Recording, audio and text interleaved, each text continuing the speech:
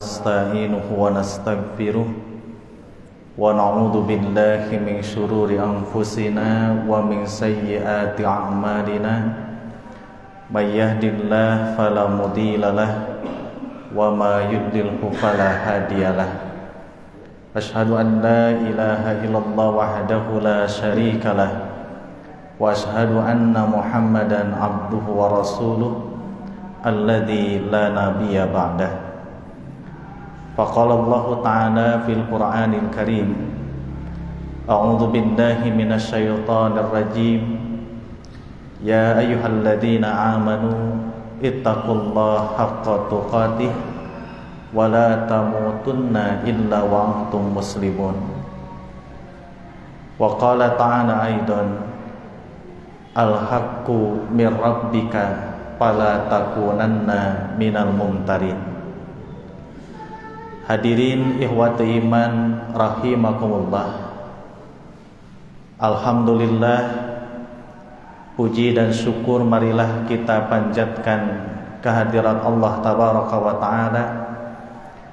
Berkat limpahan rahmat dan karunia hidayah darinya, kita dapat kembali berkumpul, bermuajahah, bersilaturahim dalam rangka bertaqarrub ilallah, mendekatkan diri kepada Allah subhanahu wa ta'ala dalam bentuk ibadah, yaitu ibadah talabul ilmi. Mudah-mudahan Allah subhanahu wa ta'ala berkenan mengkaruniakan kepada kita ilmu yang bermanfaat sehingga mampu kita amalkan dan menjadi bekal untuk menghadap kepadanya kelak di yaumil akhir. Hadirin ikhwati iman rahimakumullah, salah satu sifat Al-Quran adalah nur mubinan, cahaya yang terang benderang. Sebagaimana firman Allah tabaraka wa ta'ala di dalam Al-Quran surah An-Nisa ayat ke-174. A'udzu billahi minasyaitonir rajim. Wa anzalna ilaikum nuran mubinan. Dan kami telah menurunkan kepada kalian cahaya yang terang benderang. Para ulama diantaranya merujuk kepada salah seorang sahabat ahlul Quran, Abdullah bin Abbas radhiyallahu anhuma, sebagaimana yang dinukil oleh Imam Mujahid rahimahullah ta'ala, bahwa yang dimaksud nuran mubinan di dalam ayat itu bimakna Al-Quran. Jadi firman Allah, wa anzalna ilaikum nuran mubinan, dan kami telah menurunkan kepada kalian cahaya yang terang benderang berupa Al-Quranul Karim. Saya yakin bapak-bapak di rumahnya masing-masing punya mushaf Al-Quran. Cik pak mushaf Al-Quran kurung teh nyala tidak pak? Bukankah Al-Quran disebut cahaya? Apakah menunjukkan mushaf Al-Quran kurung? Tidak. Yang dimaksud Al-Quran sebagai cahaya dikemukakan oleh para ulama tafsir dengan membaca Al-Quran, mempelajari isi kandungan Al-Quran, maka terang benderanglah mana akidah tauhid, mana syirik, mana amalan ibadah kepada Allah, mana perbuatan maksiat, mana akhlak yang mulia dan mana akhlak yang tercela, sehingga terang benderanglah jalan menuju keridhaan Allah subhanahu wa ta'ala. Inilah mengapa Al-Quran disebut cahaya. Jadi dengan membaca dan mempelajari Al-Quran, maka terang benderanglah jalan menuju keridhaan Allah Subhanahu wa taala. Maka kita selaku hamba-hamba Allah wajib hukumnya membaca dan mempelajari Al-Qur'anul Karim. Bahkan merupakan wujud keimanan pada kitab suci Al-Quran, yaitu dengan memperbanyak membaca Al-Quran dan mempelajari Al-Quranul Karim, termasuk berupaya untuk mengamalkan Al-Quran.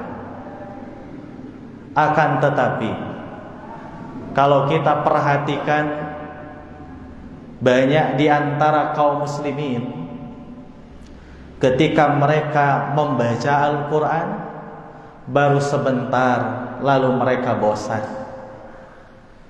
Bahkan ada di antara mereka yang sama sekali tidak pernah membuka mushaf Al-Quran.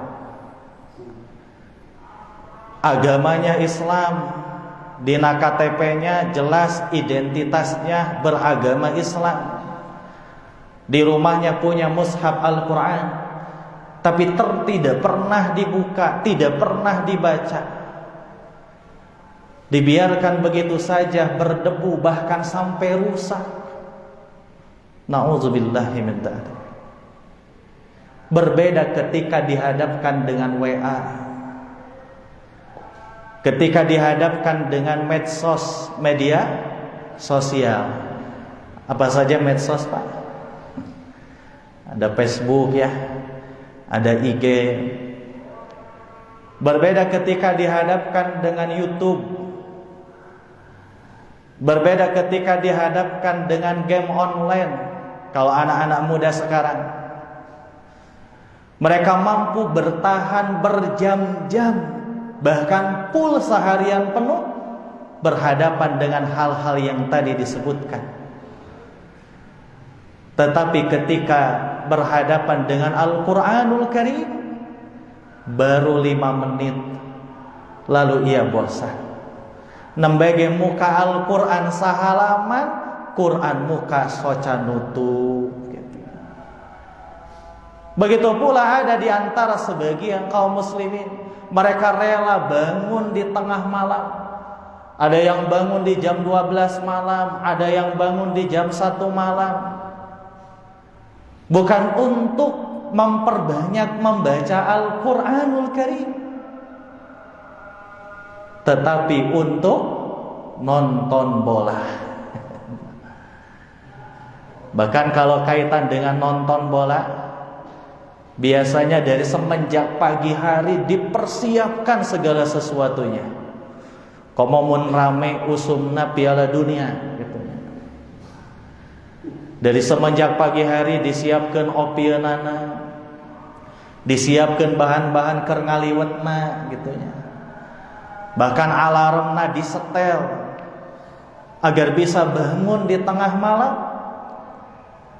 bukan untuk melaksanakan sholat tahajud, bukan untuk memperbanyak membaca Al-Quran, bukan untuk berzikir kepada Allah Tabaraka wa Ta'ala, tetapi untuk nonton bola. Bukan berarti itu dilarang, tetapi seorang muslim yang baik adalah seorang muslim yang senantiasa meninggalkan perkara yang tidak bermanfaat baginya. Saumur hirupna can pernah sholat tahajud gitu. Ini masalah atau bukan, Pak? Tentu ini adalah masalah. Dan masalah ini jangan sampai ada di dalam diri kita selaku hamba-hamba Allah yang beriman kepada Allah Tabaraka wa Ta'ala. Dan kalaupun masalah itu ada dalam diri kita, maka kita mesti berupaya jangan sampai masalah itu kita biarkan berlarut-larut sampai kita menghadap kepada Allah Azza wa Jalla, sampai kita menghadapi kematian. Hadirin ikhwati man rahimakumullah, Kalau ada masalah, kita mesti yakin pasti ada solusinya. Dan untuk mendapatkan solusi yang pas, solusi yang tepat, maka kita mesti mengetahui apa sumber masalahnya. Kalau dalam peribahasa di kita, tidak ada asap kalau tidak ada api. Dalam hal ini tidak ada masalah kalau tidak ada sumber masalah. Kenapa seringkali kita bosan membaca Al-Quran padahal baru sebentar? Kenapa kita selalu merasa berat untuk melaksanakan amal ibadah kepada Allah Tabaraka wa Ta'ala, untuk menggali, mengkaji Al-Quran, bertolabul ilmi, padahal ngaji tengan saminggu sekali? Kata Syekh Abdul Aziz Al-Khuli rahimahullah ta'ala, sumber masalahnya karena hati kita bermasalah. Apa sumber masalahnya, Pak? Karena hatinya bermasalah. Karena hatinya berpenyakit. Saya kasih ilustrasi gambaran. Makanan seenak apapun, kalaulah lidah kita sedang sakit, apakah bisa menikmati makanan tersebut? Tidak bisa.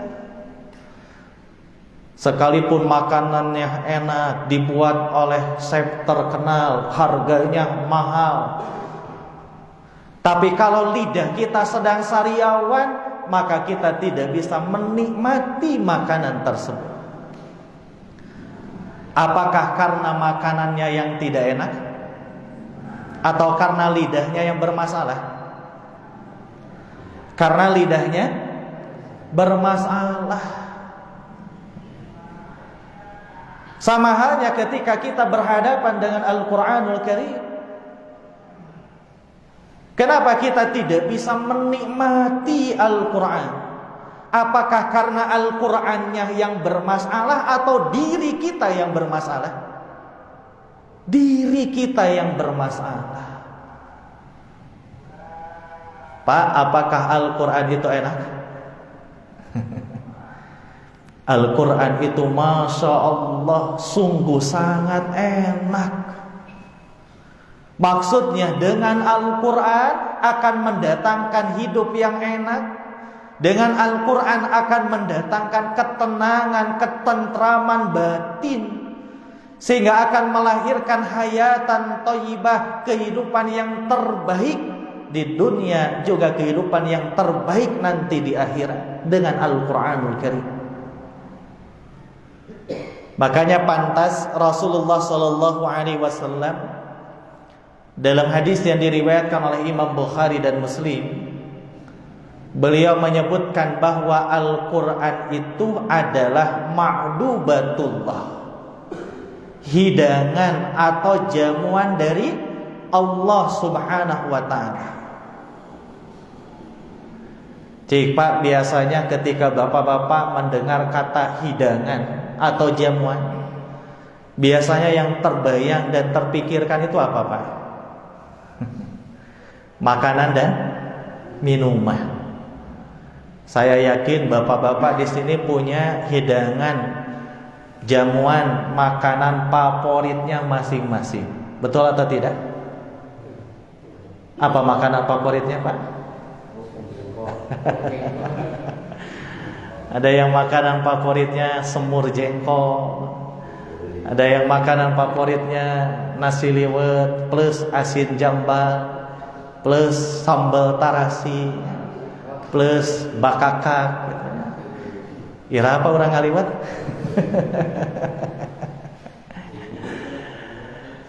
Ketika bapak-bapak menyantap makanan hidangan favoritnya masing-masing, biasanya apa yang dilakukan? Biasanya apa yang dilakukan? Menikmati makanan tersebut. Inginnya berlama-lama dengan makanan tersebut. Diempet-empet gitunya, saking menikmatinya makanan tersebut. Kalaupun makanan yang habis, inginnya nambah lagi gitunya. Cukup sapiring 2 piring gitu. Kalaupun habis makanannya, kangen, rindu, ingin makan lagi makanan tersebut. Kalau beli, inginnya beli lagi. Kalau masak, minta dimasakin lagi. Nah, Allah tabaraka wa ta'ala mengkaruniakan kepada kita hidangan jamuan yang Masya Allah luar biasa, berupa Al-Quranul Karim. Pertanyaannya, apakah sama sikap kita ketika kita berhadapan dengan hidangan Allah berupa Al-Quran dengan sikap kita ketika berhadapan dengan makanan favorit kita? Pas baca Quran teh inginnya berlama-lama dengan Al-Quran. Selesai baca Al-Quran, kangen, rindu, ingin baca lagi Al-Quran. Apakah demikian atau tidak, Pak?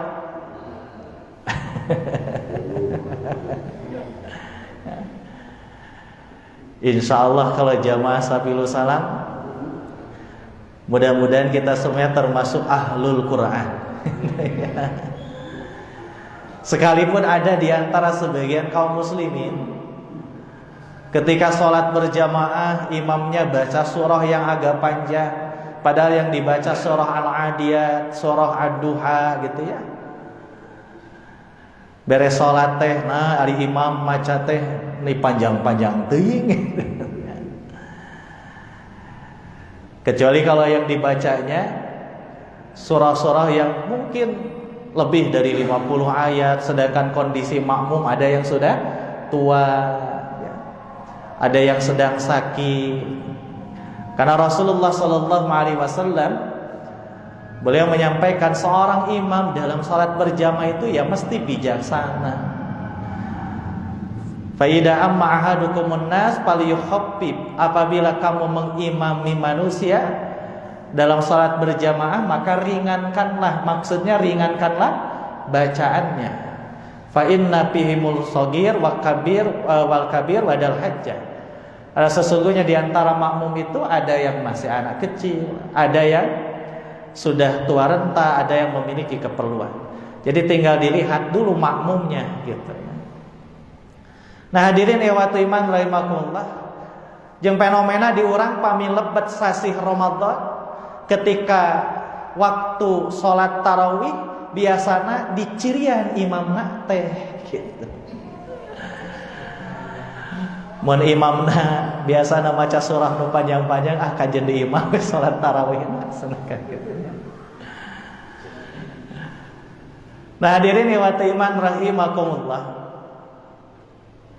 Jadi Al-Quran itu ma'dubatullah, hidangan, jamuan dari Allah Subhanahu wa ta'ala. Ya, kita mesti menerima hidangan Allah tersebut. Kalau bapak-bapak memberi hidangan kepada yang lain, lalu hidangannya ditolak, tidak diterima, kesel tidak, Pak? Kesel, bahkan mungkin marah.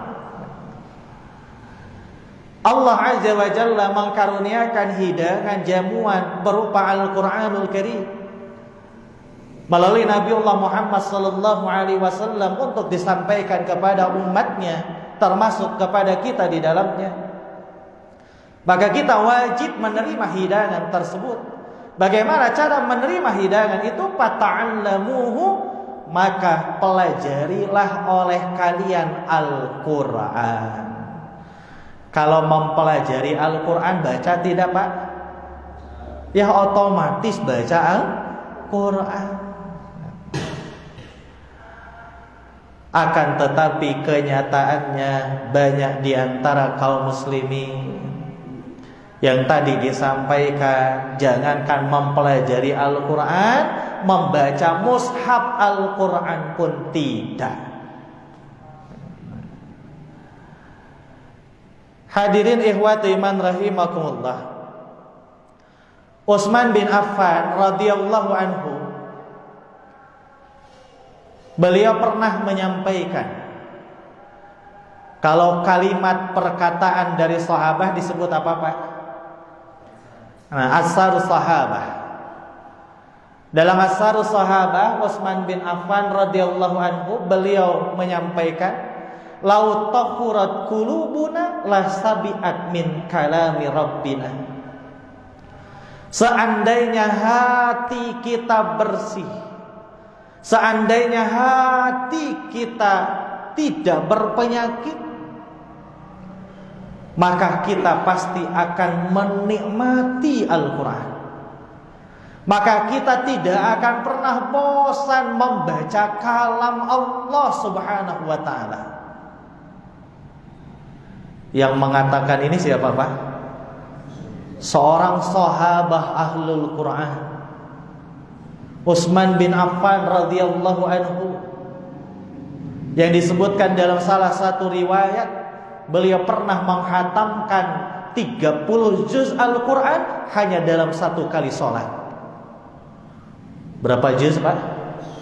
30 juz Al-Quran hanya dalam satu kali sholat. Begitu pula para sahabat yang lainnya, Masya Allah, luar biasa interaksi mereka, berinteraksi dengan Al-Quranul Karim. Para tabi'in, para tabi'in atau ulama-ulama terdahulu begitu pula. Luar biasa interaksi mereka dengan Al-Quran. Qatadah bin Da'amah rahimahullah ta'ala, disebutkan oleh Imam Ahmad bin Hanbal, beliau biasa menghatamkan 30 juz Al-Quran setiap 3 hari 1 kali hatam. Berarti sadinten sabara juz? 10 juz Al-Quran. Dan ketika memasuki bulan Ramadan, di 10 malam terakhir, beliau menghatamkan 30 juz Al-Quran fi kulli lailah, setiap 1 malam 1 kali hatam.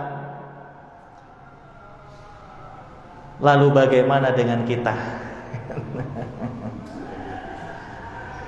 Saya tunjukkan ini bukan berarti wajib hukumnya berkali-kali hatam dalam waktu yang ditentukan, tidak ada kewajiban demikian. Tetapi ya jangan sampai dalam 1 hari 1 malam kita tidak baca Al-Quran. Atau minimal sadinten sawengi teh rengse salat wajib 5 ayat. Selain membaca Al-Quran di dalam salat, kita membaca Al-Quran di luar ibadah salat. Atau minimal rengse salat subuh, setelah wirid baca 5 ayat. Setelah sholat duhur, lalu rawatib, selesai rawatib baca 5 ayat. Pada waktu sholat asar, selesai sholat asar, ba'da wirid baca 5 ayat. Memasuki waktu maghrib 5 ayat, isya 5 ayat, 5 kali 5 sabar ayat? 25 ayat, kali 10 dinten sabraha? 250 ayat. Sudah 1 juz ya? Berarti 1 bulan bisa selesai 3 juz Al-Quran. Kalau konsisten tiap beres sholat 5 ayat. Bukankah membaca Al-Quran itu pahalanya besar? 1 huruf yang kita baca berapa pahala? 10 pahala. Hadisnya bersumber dari Abdullah bin Mas'ud radhiyallahu anhu. Rasulullah sallallahu alaihi wasallam beliau bersabda, "Man qara'a harfan min kitabillah falau bihasanah wal hasanatu bi asri amsalihha." Barang siapa yang baca 1 huruf dari Al-Quran, maka baginya akan mendapatkan 1 pahala dilipat gandakan 10 kali lipat. Berarti 1 huruf 10 pahala. Jangan mentang-mentang 1 hurufnya 10 pahala, unggalinten mau diawas teh alif lam mim we gitu. Karena ditingkatkeun gitu nya. Karena karakter orang-orang yang beriman, bertakwa kepada Allah tabaraka wa taala, fastabiqul khairat, mereka senantiasa berlomba-lomba di dalam kebaikan, maksudnya ketaatan kepada Allah Subhanahu wa taala. Nah, hadirin ikhwati iman rahimakumullah. Tadi disampaikan pendapat Syekh Abdul Aziz Al-Khulli rahimahullah ta'ala. Kenapa seringkali kita bosan membaca Al-Quran padahal baru sebentar? Sumber masalahnya karena hatinya bermasalah, hatinya berpenyakit. Lalu Utsman bin Affan tadi menyampaikan, laut tahurat qulubuna la sabi'at min kalami rabbina. Seandainya hati kita bersih, hati kita sehat, hati kita tidak berpenyakit, maka kita tidak akan pernah bosan membaca kalam Allah, membaca Al-Quranul Karim. Kenapa para ulama-ulama terdahulu, termasuk para sahabat radhiyallahu anhum, begitu luar biasa mereka berinteraksi dengan Al-Quran? Karena hati mereka sungguh mencintai Al-Quran, sehingga mereka menikmati Al-Quranul Karim. Kalau hatinya sudah cinta, Pak, rasa capek dan lelah pun akan hilang. Sehingga barudak ayeuna mun di piwarang ka warung teh masyaallah menihara rese gitu nya. Padahal warung teh gigireun imah cik jang pameulikeun mih ka warung. Ada seueur we alasana teh gitu nya. Nah, ari ditelepon ku kabogohna, aa diantosnya.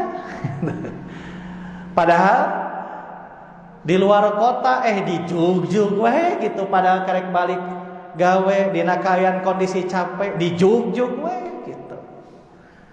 Kenapa? Karena ada rasa cinta. Ada orang yang daki gunung, berangkat mendaki gunung dari semenjak pagi hari, menempuh perjalanan belasan bahkan mungkin puluhan kilometer. Bahkan medan yang ditempuh juga sulit. Tetapi bagi orang yang senang, orang yang cinta mendaki gunung, sekalipun medannya terjal, sekalipun puluhan kilometer, tidak akan terasa capek, tidak akan terasa lelah, apalagi ketika tujuannya tercapai. Sampai di puncak gunung, di kepagian harinya, ia menyaksikan terbitnya matahari. Masya Allah. Tapi kerja anu teresep mendaki gunung mah, Pak, karek gesa kilo gitu nya. Balik capek tuh. Ya siga nu resep touringnya panandangnya. Kalaupun jaraknya jauh gitu, menempuh perjalanan berhari-hari resep we gitu. Tapi karena teresep mah merasa capek, merasa lelah gitu. Nah, sama halnya dengan Al-Quranul Karim. Kalau hati kita sungguh-sungguh mencintai Al-Quran, maka kita tidak akan merasa lelah, tidak akan merasa capek berinteraksi dengan Al-Quranul Karim. Berarti kalau kita baca Al-Quran baru sebentar lalu bosan, belajar Al-Quran baru sebentar merasa berat, berarti kita belum sungguh-sungguh mencintai Al-Quran. Hadirin ikhwati iman rahimakumullah. Maka salah satu upaya agar kita bisa menikmati Al-Quran, yaitu bersihkanlah hati kita dari berbagai penyakit hati.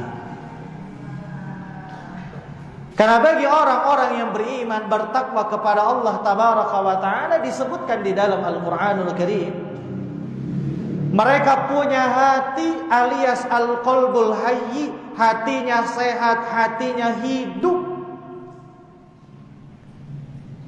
hatinya tidak sakit. Kalau hatinya sakit dibiarkan terus, lama kelamaan hatinya bisa mati. Sehingga para ulama mengatakan hati itu ada 3 macam. Ada hati yang disebut qalbun salim, hati yang selamat, yaitu al-qalbul hayy, hati yang sehat. Maksudnya orang-orang yang hatinya senantiasa merindukan ibadah kepada Allah. Orang-orang yang hatinya senantiasa terkait kepada Allah tabaraka wa ta'ala. Inilah hati orang-orang yang selamat. Ada yang disebut dengan qalbun marid, hati yang sakit. Hati yang sakit ya hati yang berpenyakit dengan penyakit-penyakit hati. Iri hati atau hasad, dengki gitu ya. Ujub, takabur, menyombongkan dirinya. Riya, sum'ah, melakukan amalan tujuannya bukan mengharap ridha Allah tabaraka wa ta'ala, tetapi mengharapkan pujian dari orang lain.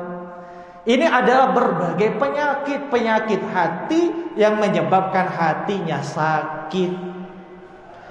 Kalau hatinya sudah sakit, jangan dibiarkan terus sakit. Kalau dibiarkan sakit nanti jadi qalbun mayyit, hati yang mati. Dan hati yang mati inilah hatinya orang-orang kafir, yaitu hati orang-orang yang menolak kebenaran apapun yang datangnya dari Allah dan Rasulullah sallallahu alaihi wasallam. Menganggap yang hak adalah batil, yang batil adalah hak. Ini hati orang-orang kafir. Lahum qulubul la yafqahuna biha. Mereka punya hati, tetapi hatinya tidak dipakai untuk memahami ayat-ayat Allah. Tak orang mah mudah-mudahan al-qalbul hayy, hatinya hidup, sehingga termasuk qalbun salim, hati yang selamat. Bagaimana upaya membersihkan hati dari berbagai penyakit-penyakit hati? Minimal Pak ada 2. Ada berapa Pak? Minimal ada 2. Bukankah Rasulullah sallallahu alaihi wasallam beliau menyampaikan dalam hadis yang diriwayatkan oleh Imam Bukhari dan Muslim, bersumber dari salah seorang sahabat yang bernama Abdullah bin Abi Waqqas, Sa'ad bin Abi Waqqas radhiyallahu anhu. Punten. Sa'ad bin Abi Waqqas radhiyallahu anhu adalah salah satu sahabat yang juga termasuk golongan as-sabiqunal awwalun, golongan orang-orang yang pertama kali masuk Islam ya. Dan salah satu kisahnya terkait dengan berbuat ihsan kepada ibundanya, Allah abadikan di dalam Al-Quranul Karim, surah Luqman. Di salah-salah Allah menjelaskan tentang Luqman, Allah menyampaikan tentang kewajiban berbuat ihsan, berbuat baik kepada kedua orang tua, mentaati mereka selama ada di dalam ketaatan kepada Allah, dan tidak mentaatinya apabila memerintahkan sesuatu di luar ketaatan kepada Allah, tetapi tetap berlaku baik kepada mereka. Ayat itu menjelaskan tentang Sa'ad bin Abi Waqqas radhiyallahu anhu. Nah, kata Sa'ad bin Abi Waqqas, hadisnya panjang itu. Beliau menyampaikan sabda Rasulullah, di tengah-tengah sabda Rasulullah sallallahu alaihi wasallam beliau bersabda, Inna fil jasadi mudghah, sesungguhnya di dalam jasad kita ini ada segumpal daging. Idza shalahat shalahal jasadu kullu, apabila beres maka bereslah seluruhnya. Wa idza fasadat fasadal jasadu kullu, dan apabila rusak maka rusaklah seluruhnya. Ala wahyal qalbu, ketahuilah itu adalah hati. Ibnu Zawji rahimahullah ta'ala, juga Ibnu Hajar Asqalani rahimahullah ta'ala, ketika mensyarah hadis ini beliau menyampaikan ada ibrah, pelajaran yang disampaikan oleh Rasulullah sallallahu alaihi wasallam, bahwa keistiqomahan amal jasad itu tergantung pada keistiqomahan hatinya. Baik tidaknya amal fisik seseorang tergantung kepada baik tidaknya hatinya. Sekalipun ia sholat, saum, tapi kalau niatnya bukan karena Allah, apakah amalan ibadahnya mendapatkan pahala dari Allah atau tidak? Tidak. Bukankah keikhlasan itu tempatnya ada di dalam hati? Niat, maksud, tujuan melakukan sesuatu, mahalluhal qalbu, tempatnya ada di dalam hati. Sehingga baik tidaknya amal lahiriah kita sangat tergantung pada baik tidaknya hati kita. Maka salah satu prioritas kita agar kita bisa menikmati Al-Quran, menikmati amal dan ibadah kepada Allah Tabaraka wa Ta'ala, di antaranya adalah bersihkanlah hati kita dari berbagai penyakit-penyakit hati. Tadi teh disebutkannya iri hati, dengki, ujub, takabur atau sombong. Iri hati, dengki, tekauk ningali tatangga menang kabungah gering gitu nya. Ningali tatangga meuli kulkas anyar, jol we manehna panas tiris. Nepikeun ka dikerok tonggongna nu kaluar kulkas.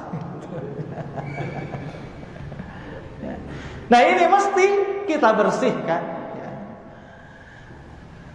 Nah bagaimana upaya agar hati kita bersih? Yang pertama, perbanyaklah berdoa kepada Allah Subhanahu wa Ta'ala. Pak ari doa teh naon hartosna Pak? Doa teh hartosna meminta. Apakah meminta itu baik atau jelek? Ari cik emut baheula saha teh. Ka mana Pak Asep? Asep Garda. Meminta itu baik atau jelek? Jawabannya tergantung. Tergantung apanya? Tergantung kepada siapa kita meminta dan apa yang kita minta. Kalau memintanya hanya kepada Allah Subhanahu wa Ta'ala dan yang kita minta adalah sesuatu yang baik-baik, maka itu adalah baik. Bahkan diperintahkan oleh Allah Subhanahu wa Ta'ala, ud'u rabbakum, berdoalah kalian kepada Rabb kalian, yaitu kepada Allah Subhanahu wa Ta'ala. Allah itu senang apabila hambanya banyak meminta kepadanya. Kalau kita senang atau kesel apabila banyak diminta? Kesel. Jika nih datang mental, isuk mental deui. Allah yang maha mulia, Allah maha pencipta, senang apabila hambanya banyak meminta kepadanya. Maka banyak-banyaklah berdoa meminta kepada Allah Tabaraka wa Ta'ala. Bahkan orang-orang yang tidak mau berdoa kepada Allah disebut orang yang sombong, orang yang takabur. Jadi berdoa mah muka Allah, dan apa yang kita minta mesti yang baik-baik. Tapi kalau mintanya kepada selain Allah, apalagi yang kita minta sesuatu yang jelek-jelek, maka tentu itu adalah jelek, bahkan termasuk perbuatan dosa. Bahkan bisa termasuk kepada kategori syirik. Sehingga baheula kejadian di Cadas Pangeran gitu ya. Ari mentanaka selain Allah mah rungkat gitu. Eta sana paribasa dibawa kuna orai koneng. Gitu ya. Dunia perdukunan rungkat gitu ya. Nah, hadirin ikhwati iman rahimakumullah. Nah, di antara permohonan permintaan yang harus kita sampaikan kepada Allah, doa yang harus kita minta kepada Allah Subhanahu wa Ta'ala adalah meminta kepadanya agar hati kita dibersihkan, agar hati kita diberikan keteguhan oleh Allah untuk menjalankan ibadah ketaatan kepada Allah Subhanahu wa taala. Dalam hadis riwayat Imam Ahmad, Rasulullah sallallahu alaihi wasallam beliau menyampaikan, innal quluba biyadillahi azza wa jalla yuqallibuha. Sesungguhnya hati manusia itu ada di dalam genggamannya Allah Subhanahu wa taala. Yuqallibuha, dan Allah lah yang maha membolak-balikan hati. Allah yang maha menciptakan manusia, Allah yang maha menciptakan hati manusia, Allah pula lah yang maha membolak-balikan hati. Maka mintalah hanya kepada Allah agar hati kita disucikan, agar hati kita diberikan keteguhan untuk menjalankan ketaatan kepada Allah. Lalu Rasulullah mengajarkan redaksi doa, ya muqallibal qulub sabbit qalbi ala dinika. Naon hartosna Pak? Ya muqallibal qulub, wahai yang membolak-balikan hati, sabbit qalbi, teguhkanlah hatiku, ala dinika, di dalam agamamu, maksudnya ala ta'atika, di dalam menjalankan ketaatan kepadamu. Ini yang mengajarkan doa siapa? Rasulullah. Seorang manusia yang mulia akhlaknya, yang paling baik ibadahnya, tiap hari tidak lepas berdoa kepada Allah Azza wa Jalla, memohon kepadanya agar hatinya diberikan keteguhan untuk menjalankan ibadah kepada Allah.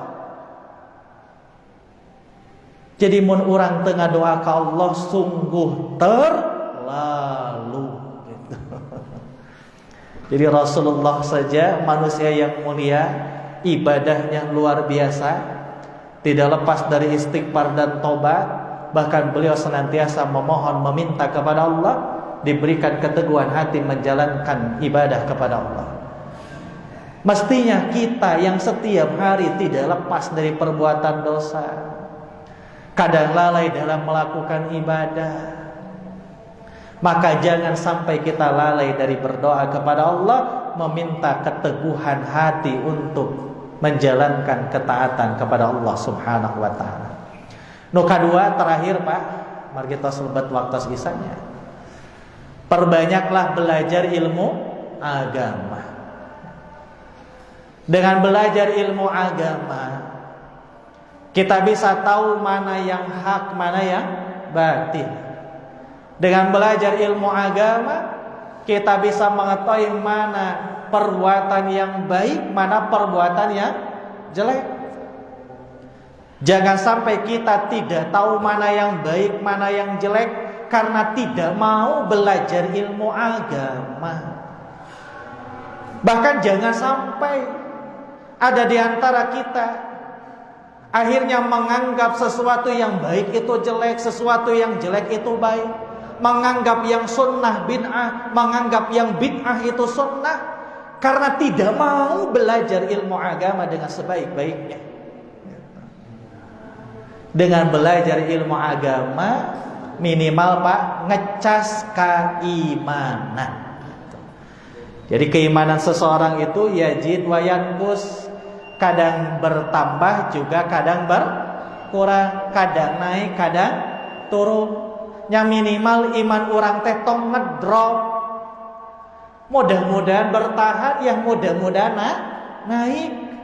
Salah satu ikhtiarnya perbanyak belajar ilmu agama, berkumpul dengan orang-orang saleh di dalam majelis-majelis ilmu, minimal ngecas keimanan, dan mudah-mudahan kita dapat memperbaiki hati kita. Hadirin ikhwati iman rahimakumullah, itu saja yang bisa saya sampaikan. Kesimpulannya, kenapa seringkali kita bosan membaca Al-Quran?